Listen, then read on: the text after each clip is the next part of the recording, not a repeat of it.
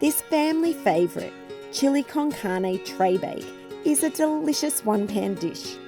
Get started by adding the relish, capsicum, beans, chilli, tomatoes, cumin, coriander and mince in a large deep baking dish and stir to combine. Season with a little salt and pepper. Pop the dish in a preheated 250 degrees Celsius oven and bake for 20 minutes, giving it a good stir now and then until the mixture thickens. Next, preheat the grill on high. Sprinkle the corn over the mince mixture and cook under the grill for 10 minutes or until the corn is just starting to colour. Set aside for 5 minutes to cool slightly before serving. Finish with a squeeze of lime and top with coriander leaves. To serve, spoon into a tortilla, dollop with light sour cream and add a little extra coriander. For a fuss-free weeknight fiesta, give our chili con carne tray bake a go.